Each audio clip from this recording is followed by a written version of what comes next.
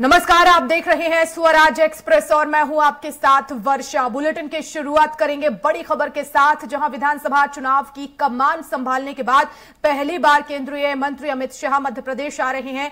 केंद्रीय गृह मंत्री अमित शाह आज 3 दिवसीय प्रवास पर मध्य प्रदेश में रहेंगे।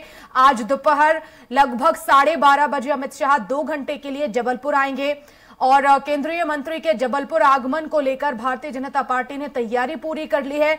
अमित शाह के साथ बीजेपी के राष्ट्रीय महासचिव कैलाश विजयवर्गीय, बीजेपी प्रदेश अध्यक्ष वीडी शर्मा, मध्य प्रदेश चुनाव प्रभारी और केंद्रीय मंत्री भूपेंद्र सिंह यादव, राज्यसभा सांसद कविता पाटीदार, राज्यसभा सांसद सुमित्रा बाल्मीक भी मौजूद रहेंगे। केंद्रीय गृह एवं सहकारिता मंत्री अमित शाह का दोपहर 12:30 बजे के आसपास डुमना विमानतल पर आगमन होगा। अमित शाह इसके बाद डुमना एयरपोर्ट से माल गोदाम चौक स्थित राजा शंकर शाह, कुंवर रघुनाथ शाह की प्रतिमा पर माल्यार्पण करेंगे और इसके बाद अमित शाह बीजेपी संभागीय कार्यालय रानीताल पहुंचेंगे, जहां जबलपुर संभाग के प्रमुख पदाधिकारियों की बैठक को संबोधित करेंगे।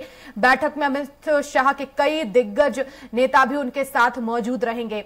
करीब 2.5 घंटे तक जबलपुर में रुकने के बाद अमित शाह छिंदवाड़ा जिले के जुन्नार देव के लिए रवाना होंगे।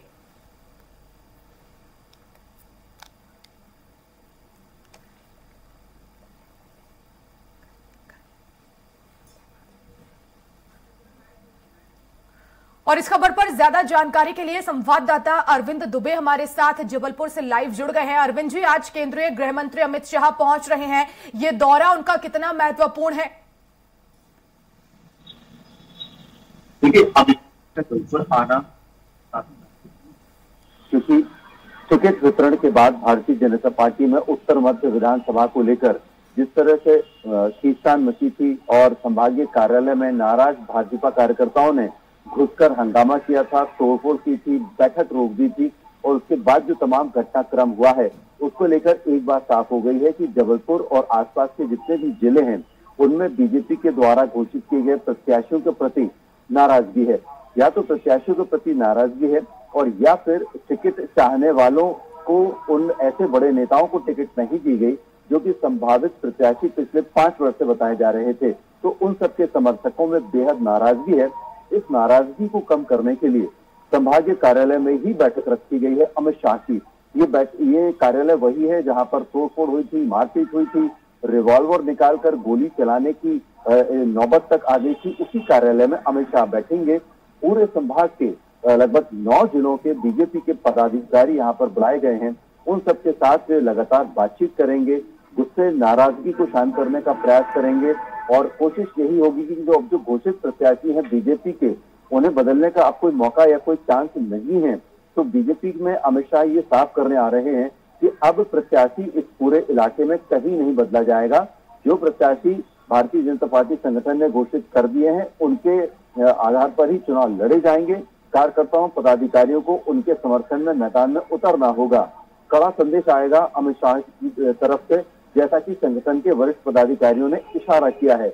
उनका साफ कहना यही है कि अमित शाह की जो तर्ज है, जो शैली है, वो बेहद साफ और स्पष्ट है।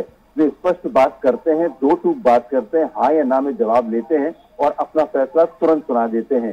तो ऐसे में यही माना जा रहा है कि इन सब जितने भी जो नाराज भाजपा है उसे भी विशेष तौर पर बुलाया गया है और वो सब बैठेंगे, अमित शाह उनसे बात करेंगे और एक लाइन का आदेश ही निकलेगा वहां से कि सबको पार्टी के घोषित प्रत्याशियों के समर्थन में ही काम करना है और जो काम ऐसा करता हुआ नहीं पाया जाएगा तो पार्टी के नियम के तहत चुनाव के बाद सख्त कार्रवाई ऐसे कार्यकर्ताओं और पदाधिकारियों के खिलाफ होगी, भले ही कोई बड़े से बड़े पद पर बैठा हुआ व्यक्ति क्यों ना हो।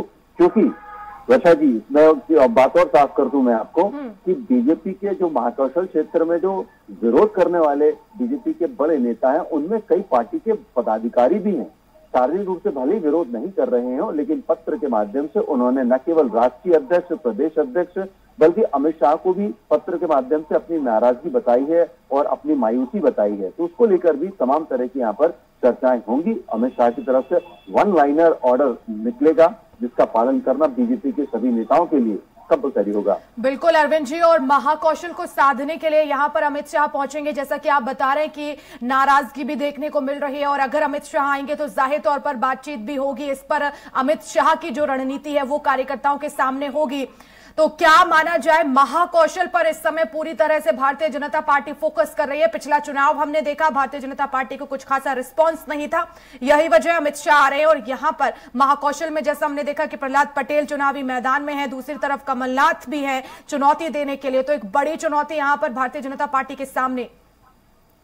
देखिए, भारतीय जनता पार्टी के सामने दो चुनौती महाकौशल में है। 2018 के चुनाव में 38 कुल महाकौशल की सीटों में सिर्फ 12 पर ही बीजेपी अपनी जीत दर्ज कर पाई थी, बाकी सीटों पर बहुत बुरी स्थिति में बीजेपी थी। यहाँ पर दो चुनौतियां हैं। पहली तो निश्चित रूप से जो प्रत्याशी यहाँ पर जो कांग्रेस की है और जो अपने खुद के लोग हैं और जो नाराज आदिवासी हैं वो हैं, और दूसरी बड़ी चुनौती कमलनाथ खुद है यहाँ पर, जो कांग्रेस के प्रदेश अध्यक्ष हैं। उन्होंने पूरा जोर लगाकर रखा है छिंदवाड़ा और बालाघाट के आसपास की पूरी सीटों पर। तो यहाँ पर उन्हें बीजेपी को दो तरह की टफ फाइट पे उलझना पड़ रहा है।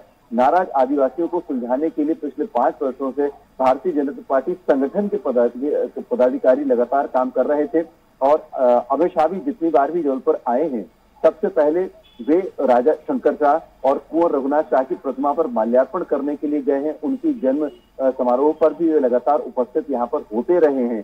एक तरह से आदिवासियों को वे संदेश देते रहे कि उनके जितने भी जननायक हैं उनके प्रति बीजेपी पूरा अपना आदर सम्मान रखती है, और इस तरह से उनकी भावना का सम्मान करने का प्रयास करके आदिवासियों को मनाने की कोशिश की जा रही है।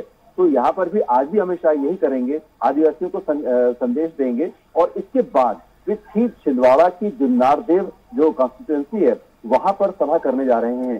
कांग्रेस डोमिनेटेड एरिया पूरा माना जाता है, कमलनाथ से प्रभावित एरिया माना जाता है, कमलनाथ का गढ़ है, उसको भेजने के लिए वे वहां पर जा रहे हैं। इन दो चुनौतियों का सामना महाकौशल में बीजेपी को करना पड़ रहा है, और इसी के लिए अमित शाह का आज ये दौरा बहुत महत्वपूर्ण बन गया है। बिल्कुल, बहुत शुक्रिया अरविंद जी तमाम जानकारी के लिए।